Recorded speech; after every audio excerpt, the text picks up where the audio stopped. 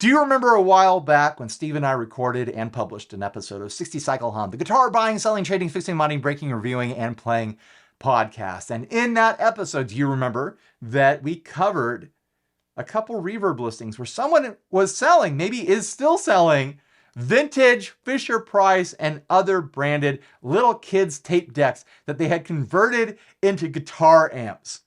And not just guitar amps, fuzzy, gritty, broken, maybe even a little octavey sounding fuzz amps. And they captured my ear. They captured my imagination. They got my attention,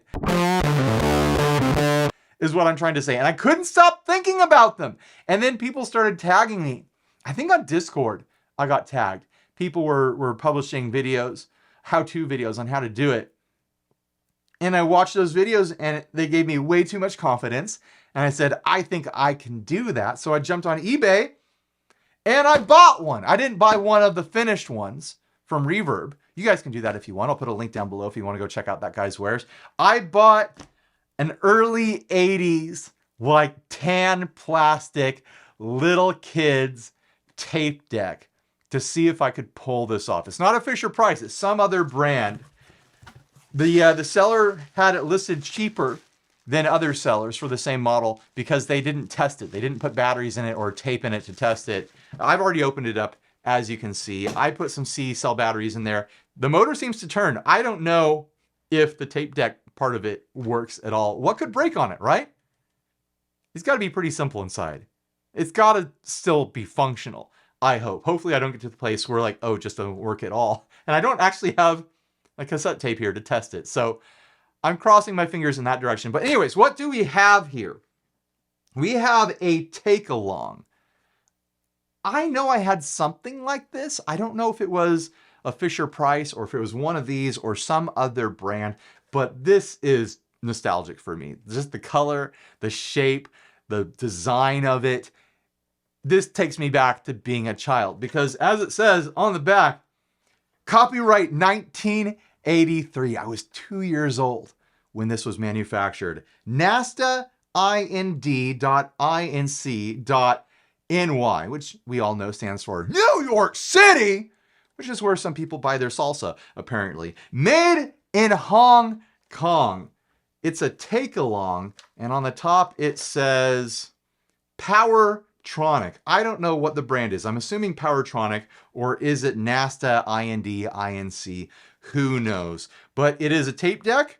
It's got a microphone up here. I don't know if I'll be doing anything with that. It's got a stop eject, a play, a fast forward, rewind, and a record button on the side. It has a headphone jack, a volume control, and it has a DC 6-volt plug on the side. I don't have anything, I don't think I have anything that'll run DC 6-volt. I'd have to get a very special power supply for that. But I did have C-cell batteries because I'm a dad and I have kids and they have toys.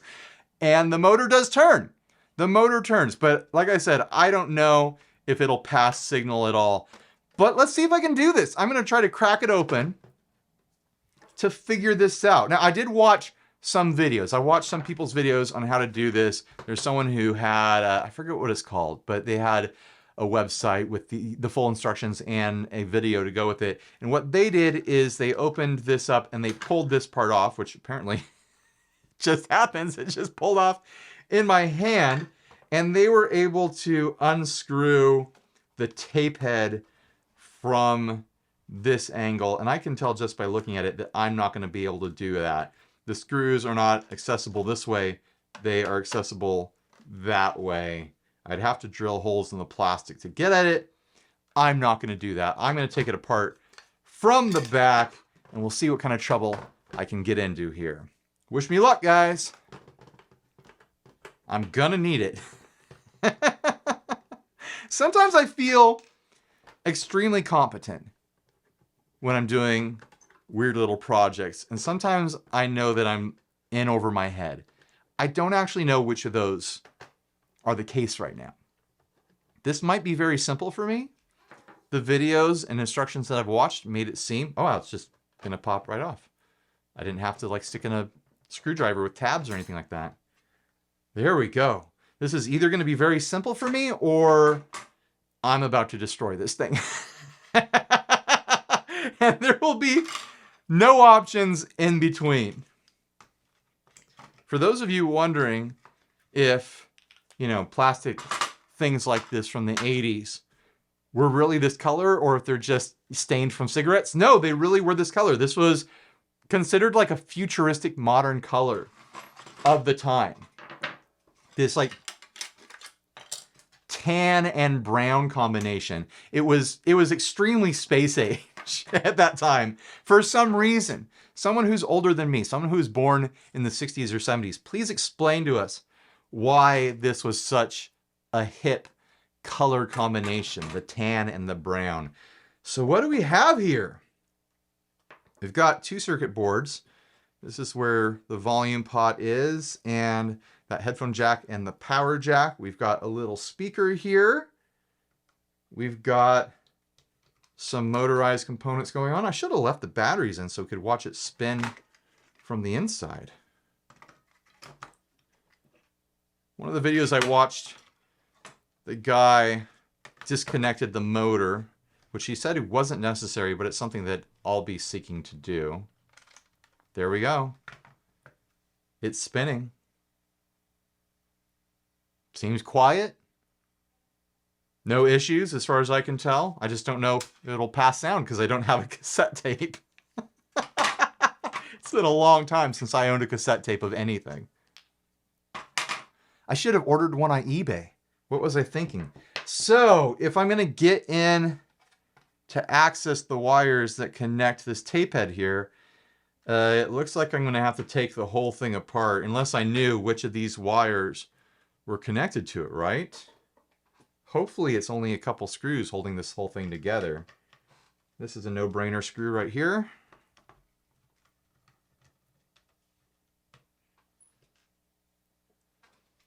There's one right here as well.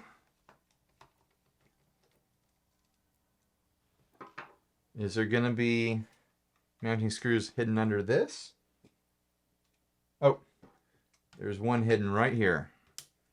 Please be the only screws.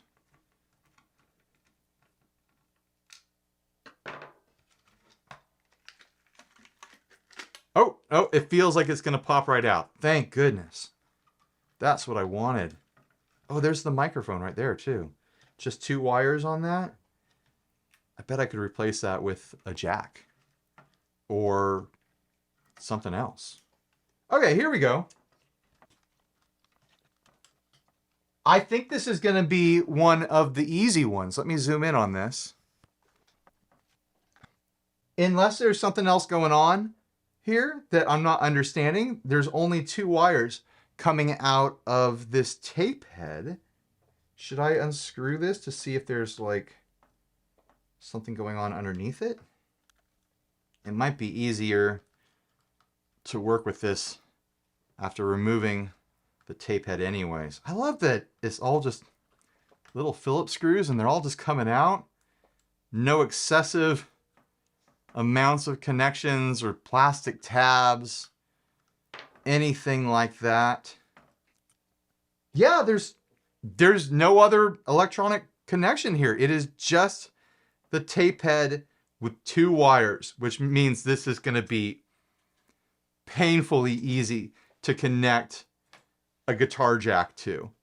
I've even got enough wire here that I might not even need to use any of the guitar wire that I pulled out. I might just be able to desolder this and connect it to a jack and put it wherever I want. What a great project. I mean, so far anyways, fingers crossed. How do I disconnect the motor? That's the next big question. Which one of these? This is the motor. And there's just 2 wires right there. This is going to be easy. I'm going to be able to do this, right?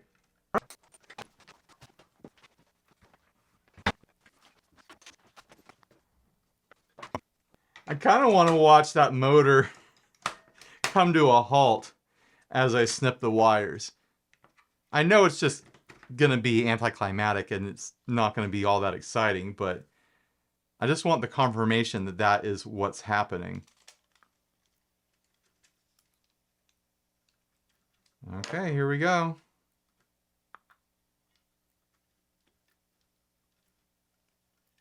Do you all have a good view?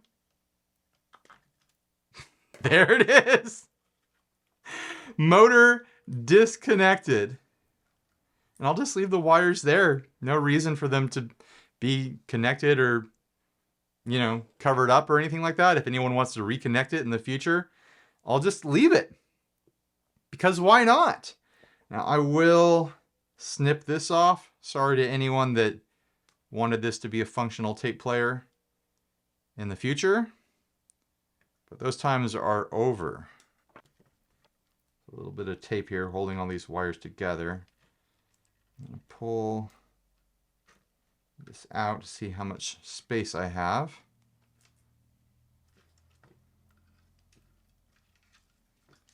Oh, the microphone just pulled out. It was barely held in by this, what do we want to call this, 40-year-old Scotch tape.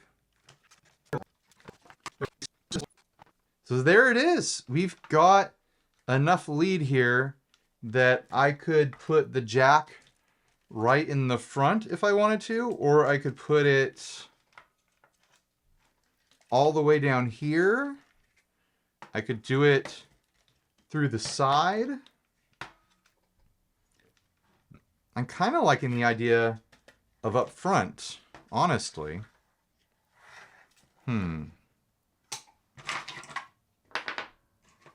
It would be easy to do it out the back.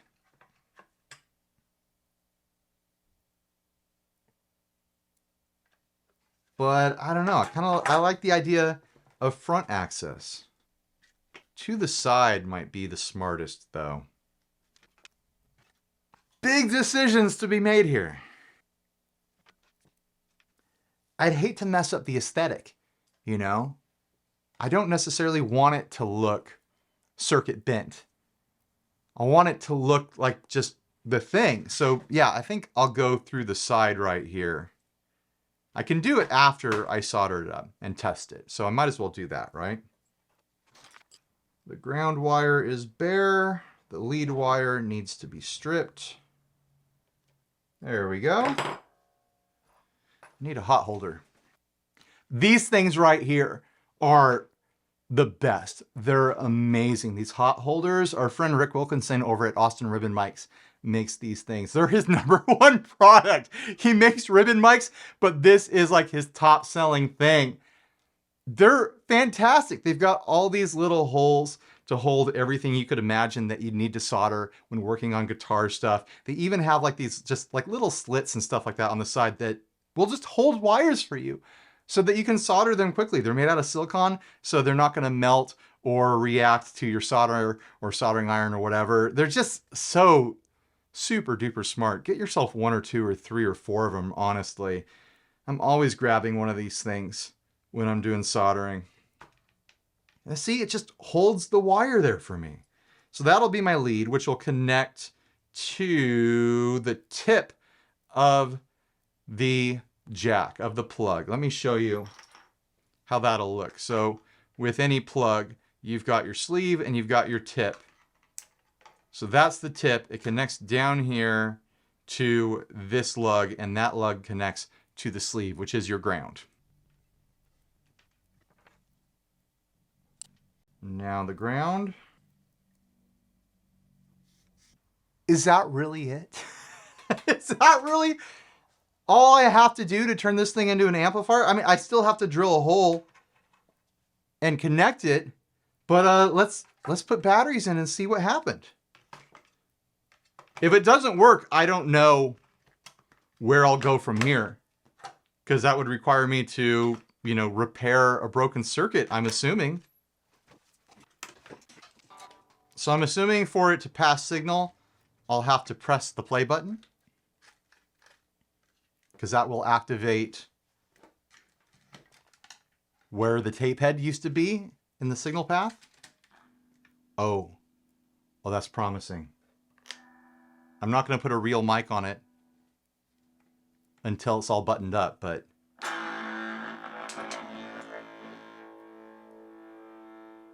I did it! Oh, that was too easy.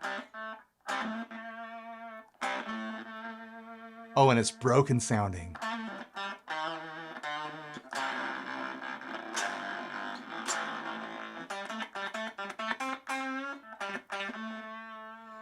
I wonder if those batteries are starved. They've been in my junk drawer for years.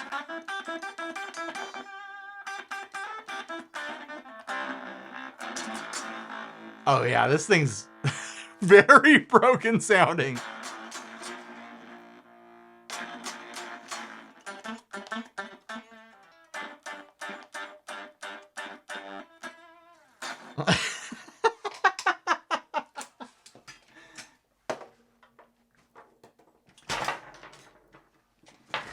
There's a possibility that choosing this model for its looks wasn't the best decision. I could have gone for one of the Fisher-Price ones that was proven to sound radical from the original seller's videos. But I don't know. I'm having fun. I'm experiencing. I'm exploring. I'm discovering. It's time to drill a hole in a thing, right? See if I can do this without injuring myself. That's almost perfect. Just a little bit more. This has been the easiest project I've ever done. Absolutely ridiculous how easy this was.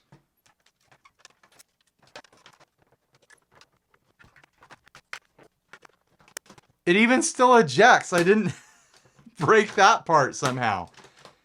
Man, they just made these things to keep working, didn't they? Not complicated at all.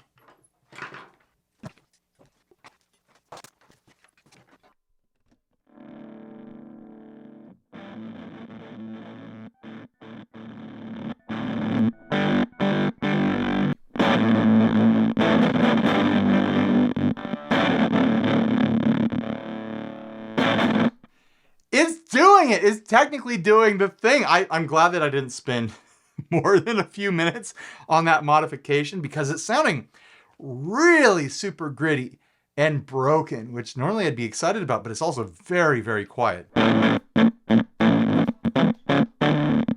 I'm wondering if it's a low power thing, if those batteries are just out of juice. I kind of want to try running it off of a pedal brick, off of a 9-volt power brick. I have my JHS Volto here, which I can use to starve the voltage.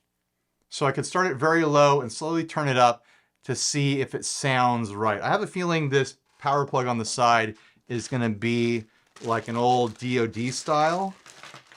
Let's see if I have one of those. All right, I'm just going to grab a 9-volt, 100 milliamp off my power brick here. Hopefully I don't fry this thing. But if I do, you know, that's a fun experiment, right? I'm getting nothing. Hopefully I didn't just cook it. Let's try pulling the batteries out. Batteries are out. Nothing is happening. There's a possibility I just cooked it. Let's try pulling that and putting the batteries back in. I have 3 Duracells here. Now let's try replacing some of these weird yellow Pro cells. Who knows where these came from? Oh, they're also Duracells. It's just one of their other brands, but maybe these copper top Duracells will have the juice. I might have fried it. My stupid little experiment might have cooked it just now.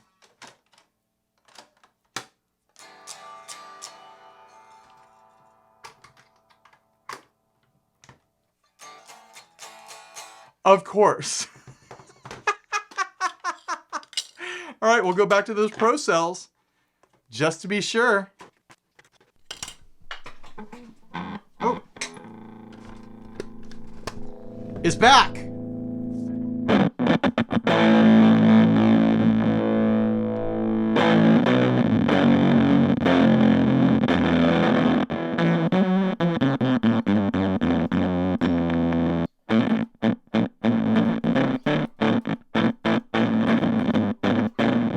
It sounds like it's dying as it goes. I think those batteries are just incredibly weak. The Duracells did not have enough juice to push it. These barely have enough juice. I want to try this one more time. Let's try this one more time. I've got it turned on with the dial all the way down. The plug seems to fit.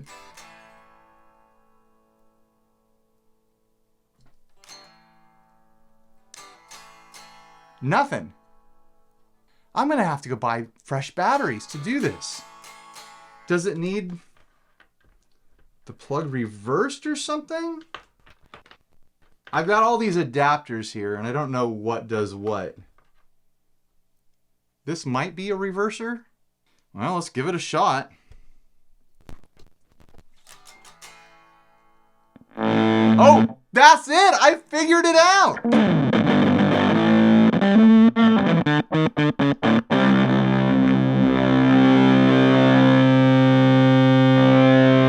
Oh, I'm proud of myself right now.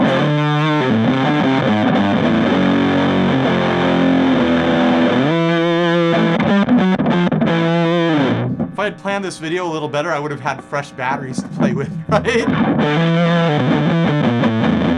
A little peek behind the curtain. I was going to film something completely different today, and it wasn't working. So I had to write the manufacturer, be like, hey, what the heck is going on here? And I had this thing sitting in a box. I was like, might as well film this today, right? Kind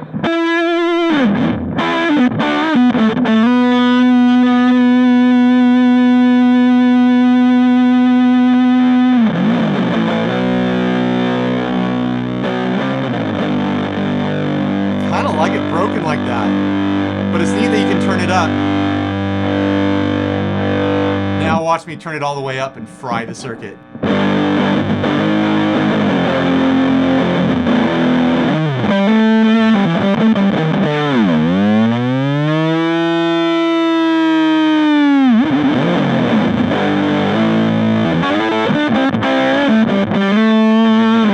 Try it on the neck pickup.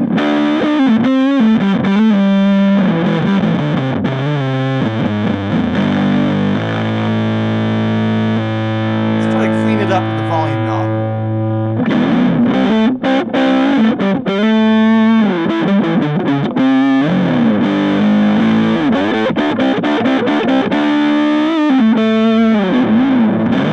How fun! I was worried there for a minute, but everything turned out okay, didn't it?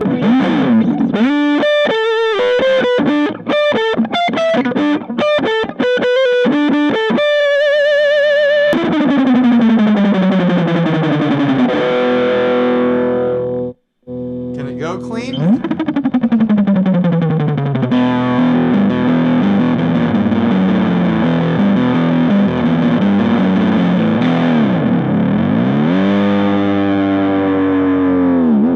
Despite figuring out the power, which took me like 10 minutes here trying to wrestle with, this has been the easiest thing I've ever done as far as like a soldering like project video on this channel.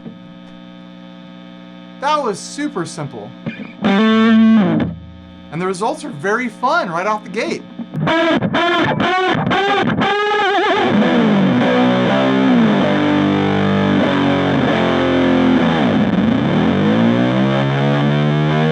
I dare push the voltage farther?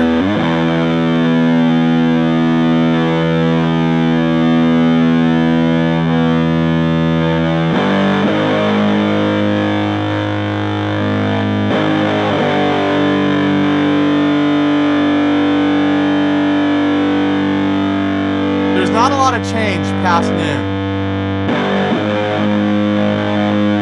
So I'd rather play it safe.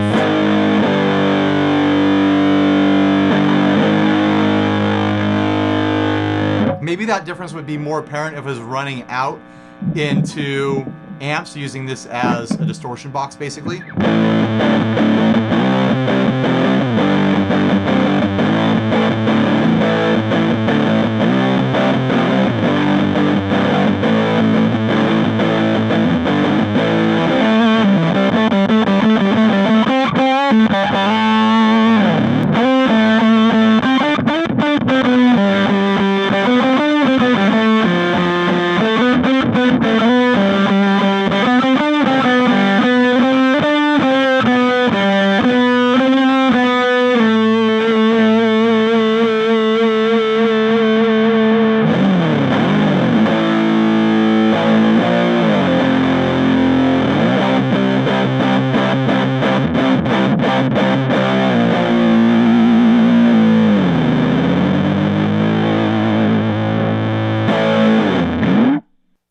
do some more experimentation. I want to run this.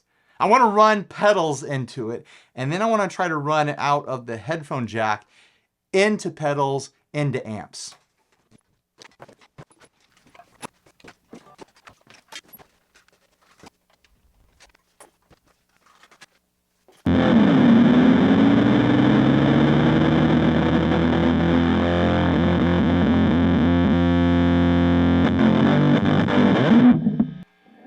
We're back, and this time we've got the motherboard set up. Can you see it? I know it's covered by this, but I got an overhead cam on it so you can see exactly what I'm doing. So I've got a bunch of effects that can run into this thing. It's already just full-blown distorted and fuzzy and ridiculous. So it's gonna take effects the same way, you know, a full-blown distorted signal would. Right now, nothing's on, believe it or not. Let's hit it. Might as well start with some reverb, right? Here we go, Surfy Bear.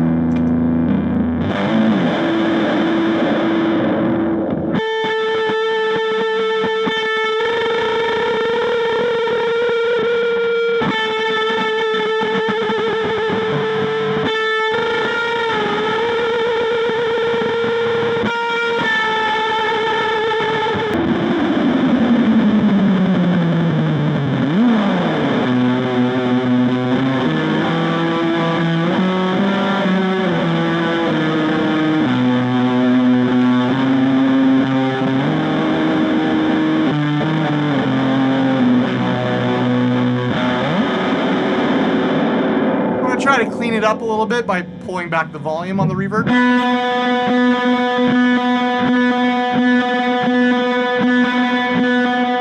Maybe get some more treble, turning up the tone.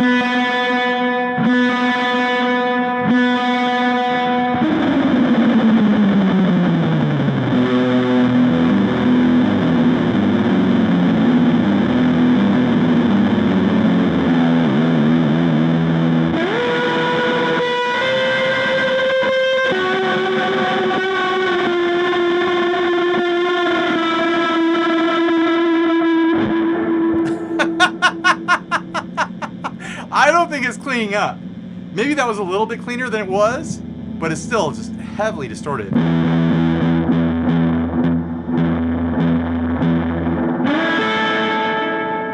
That's about as clean as it's gonna get. The volume is almost all the way off.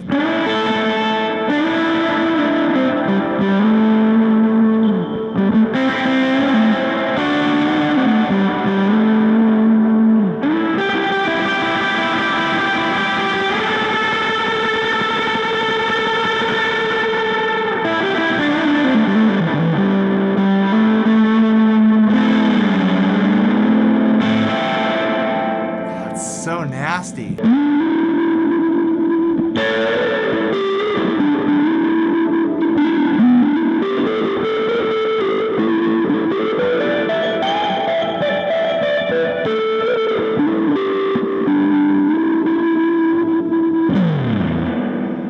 How about some delay? Delay might hold up a little bit better.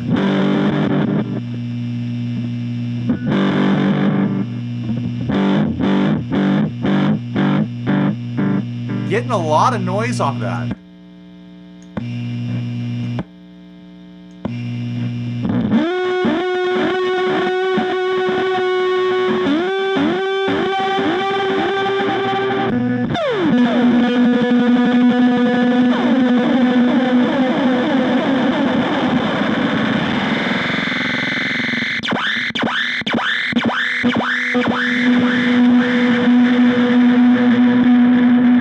On to the Chaseless Dark World.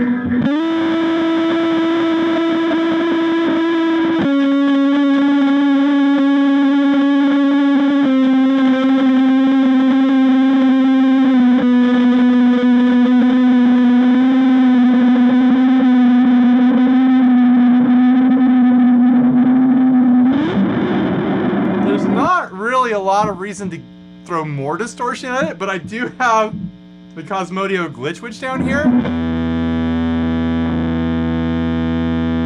Uh-oh. Where'd the power go for it?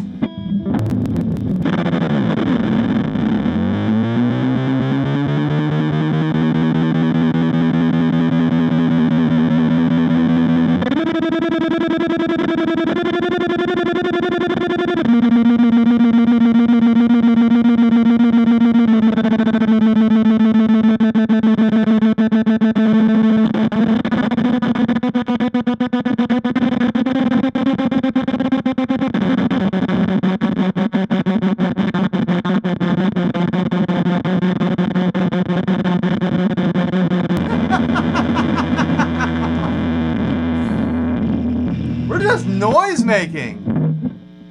What else? Let's throw some modulation. I've got the Kernom down here, which is like a multi-modulation builder.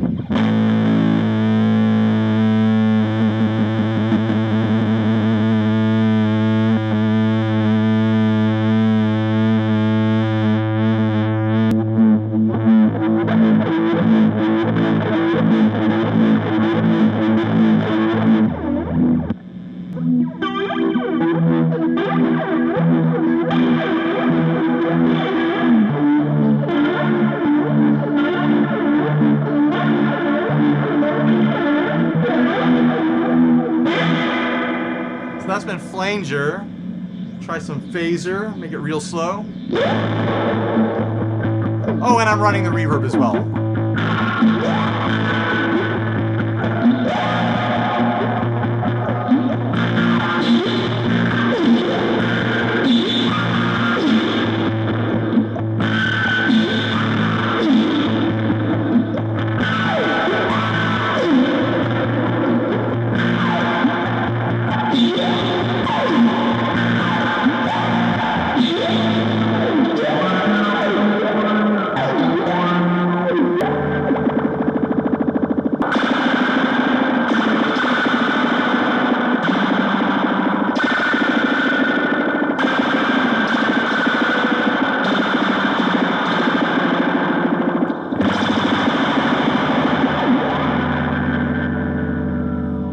Vibrato.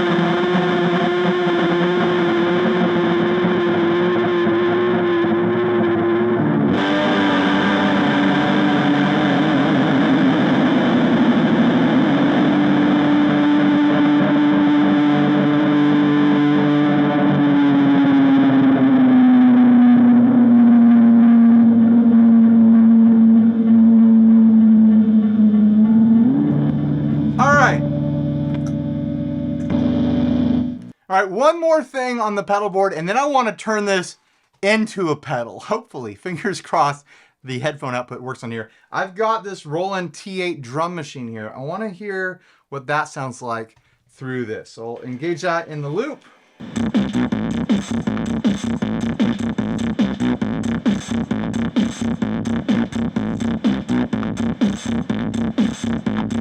That's a vibe.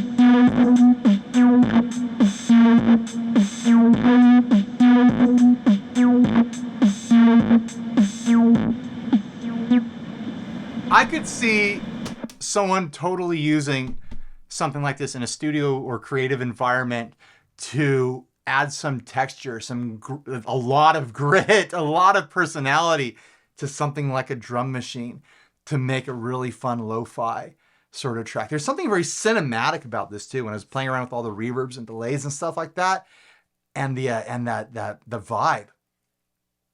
There's just this spooky, dark mood to running all that through this tiny little speaker. All right, let's see if I can figure out a way to turn this into a pedal.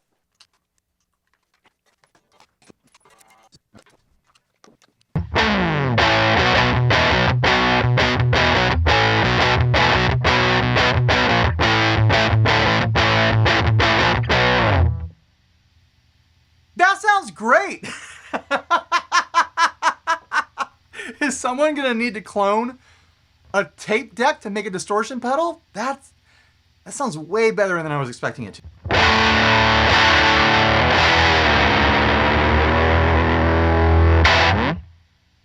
Let's throw some reverb on there.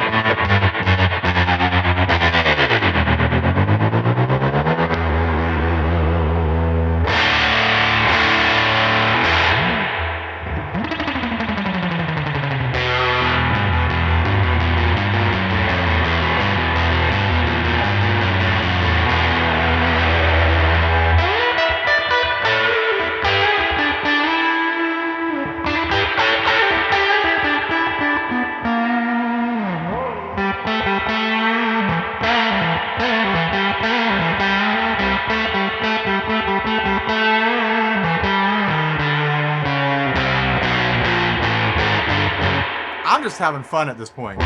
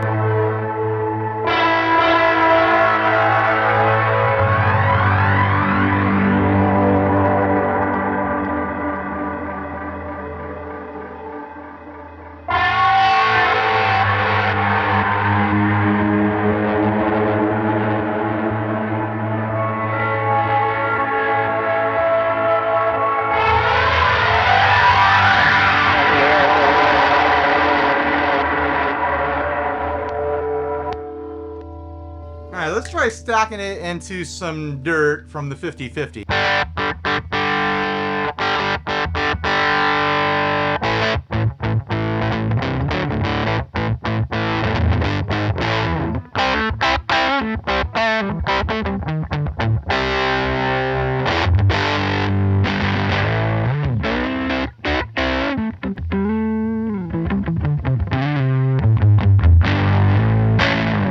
It's a pretty big pedal for not having any controls on it, huh?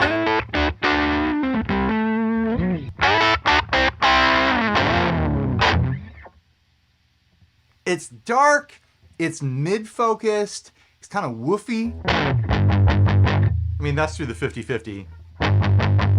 But still, you're hearing that no matter what.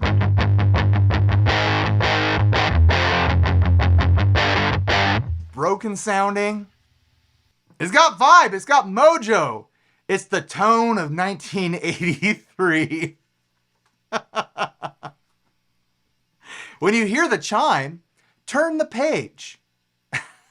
That's what you would normally hear out of a tape player like this. Storybook tapes for kids.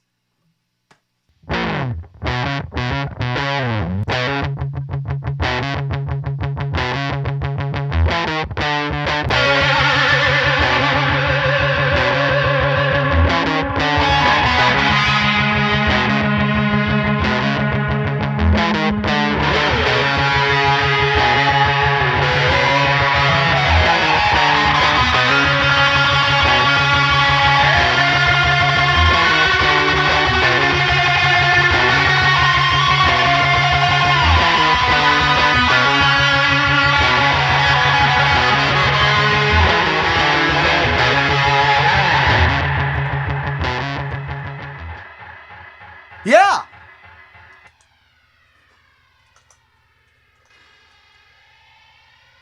There we go. That's fun!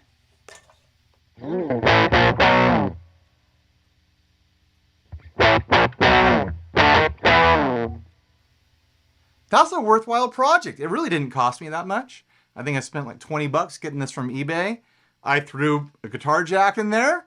Those cost a couple bucks, a little bit of solder, some time with a screwdriver, and some snips, and that was it. Now, I mean, you know, it was really, really helpful to have this thing, the JHS Vulture. That's what it's called, right? The Vulture. I think I called it something different earlier. Rewind the tape. I have my JHS Volto here. Maybe I called it the right thing. I don't know. Yeah, very helpful to have this because I didn't have batteries that were fresh. Also, like, who wants to keep C batteries around? Not me. No, thank you. And I know it's not hard to make the guts of these things. People build this sort of thing all the time. So maybe someone out there wants to do like a tutorial on how to build like a voltage kit to control the voltage going into one of these things. Actually, you know what? Since we're here, I should play with starving that as it's running through the amps. I'll be sad if I don't do that. So that completely turns it off.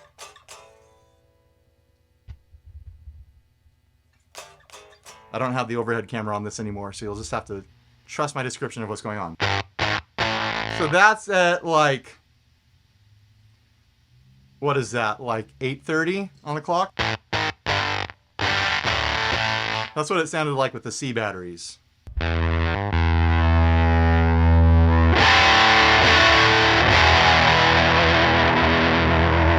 there we go. There's my Link Wray sound.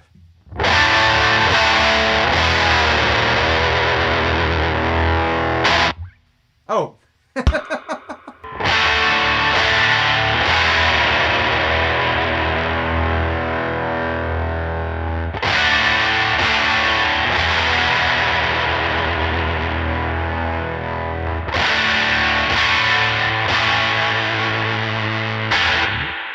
I'm in a loop again. Here we go.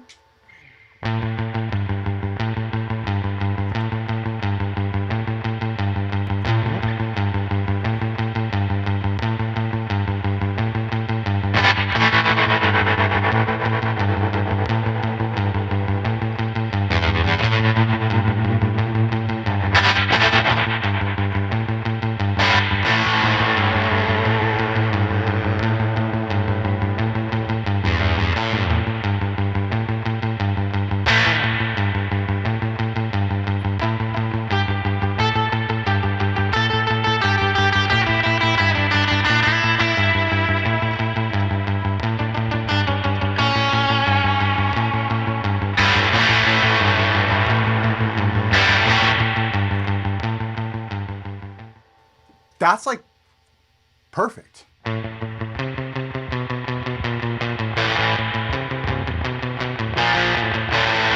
All right, let's keep exploring the range of the Vulture here.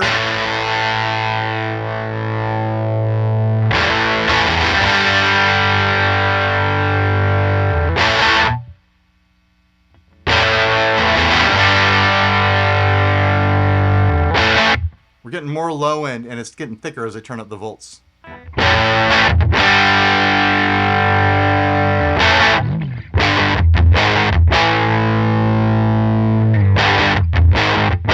That's it all the way up.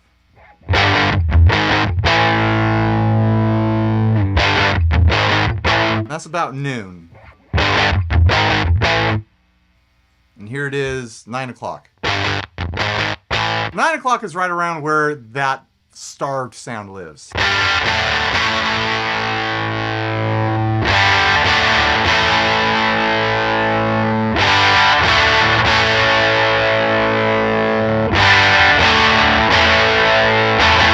Yeah, someone who does these things, who works with these things a lot, and like the guy that we did the ad that he sells these things on Reverbs, like he should figure out how to build one of these circuits and incorporate it into these amps because the voltage starving is really great.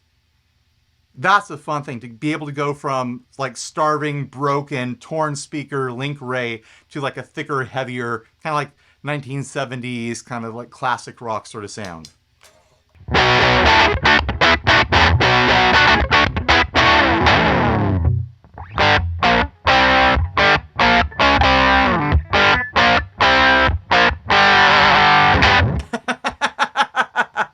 one more.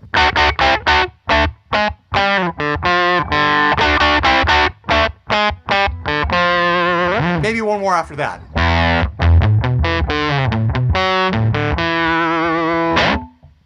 It's got a fun sound to it. This thick, honky, like mid-pushed, broken sort of sound is too cool. And what a fun, like affordable little project. I think I spent like 20 bucks doing all this. What do you guys think? I can't wait to read the comment section. I'm sure it's going to be full of people saying all the stuff that they think I could have done or should have done, the things they're thinking about doing on their own, or people just going, that sounds bad. I don't like it. Well, no matter what people are saying, I can't read those comments until I thank some people first. You might have noticed this is not sponsored content. No brand paid me to explore this. I, featured a lot of product that I have around, but no one paid for me to do that. It's just stuff that I have. But you know who made this possible? Even though it only cost me about 20 bucks to do this project? The Patreons. The Patreons made this content possible. So huge thanks to the Patreons. I'll scroll all their names at the end here as I jam out with a bunch of irresponsible amounts of reverb and delay and stuff like that. So pick a Patreon's name out of the scroll and thank them down in the comment section, because they provide the funds that make it possible to make content like this that isn't sponsored, but it's still a ton of fun. If you enjoyed this, maybe you'd enjoy being a Patreon as well, or maybe you'd just like to thank a Patreon. So yeah, I'm going to have some fun jamming out. You do what you need to do. And you know what? Thanks for watching. Please like, subscribe, dislike, leave me rude, nasty comments. Support us on Patreon. Buy a shirt if you're naked, and stay grounded. Bye, everybody.